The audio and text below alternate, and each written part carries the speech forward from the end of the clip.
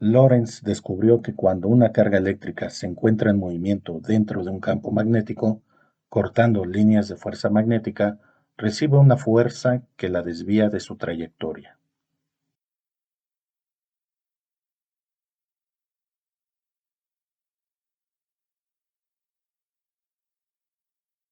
La trayectoria de una partícula con carga eléctrica que atraviesa las líneas de fuerza magnética va a depender de la carga, su velocidad, la intensidad del campo magnético, su masa, así como del ángulo que atraviesa las líneas de fuerza magnética.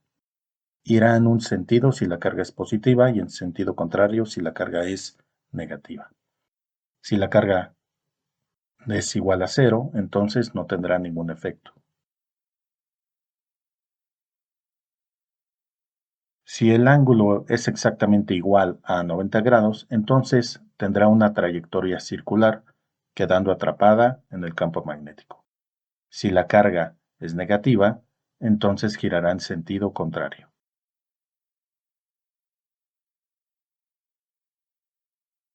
Si el ángulo es entre 0 y 90 grados, entonces tendrá una trayectoria helicoidal hasta que abandone el campo magnético.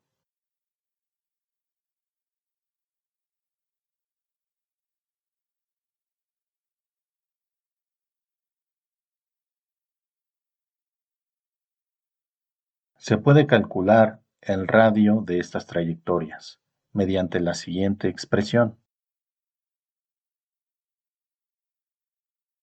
El radio es igual a la relación que existe entre el producto de la masa de la partícula por su velocidad entre el producto de la inducción magnética por la carga de la partícula.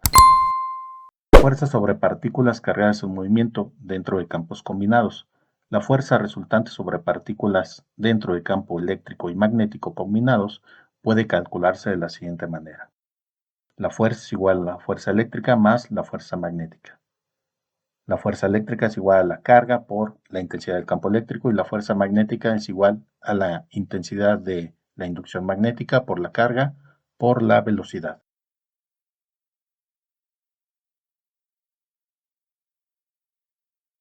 Fuerza magnética sobre un conductor recto.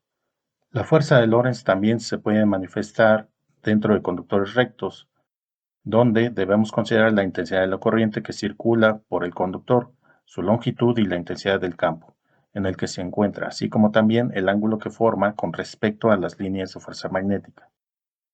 F es igual a la intensidad de la inducción magnética por la intensidad de la corriente por la longitud del conductor que se encuentra atravesando las líneas de fuerza. Principio del motor eléctrico.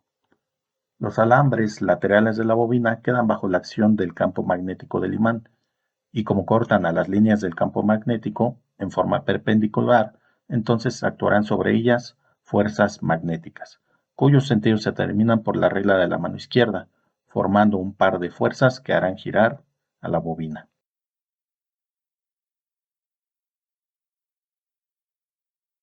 Fuerza sobre una bobina con corriente dentro de un campo magnético constante.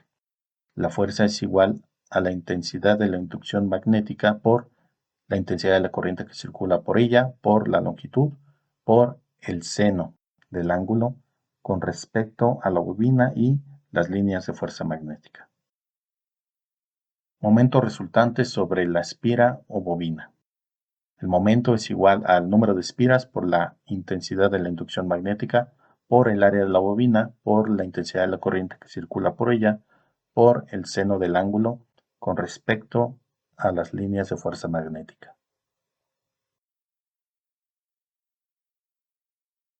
Momento magnético de una bobina y un imán. El momento de una bobina es la relación entre el momento de par de fuerzas y la inducción magnética. Pero el momento de par de fuerzas es igual a el número de espiras por la intensidad de la inducción magnética por la intensidad de la corriente por el área de la bobina.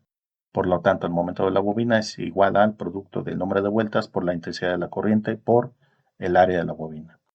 El momento de un imán es igual a la relación entre el momento de par de fuerzas y la inducción magnética.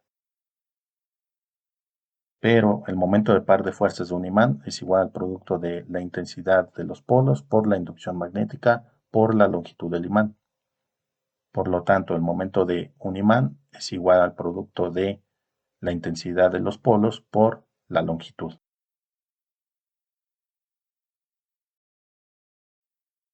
Fuerza entre dos conductores rectos y paralelos. La fuerza es igual a K' cero por 2 veces la intensidad de la corriente del conductor 1 por la intensidad de la corriente del conductor 2 entre la distancia que los separa por la longitud del conductor a considerar. La fuerza será de atracción si el sentido de la corriente en ambos conductores es el mismo y será de repulsión si van en sentido contrario.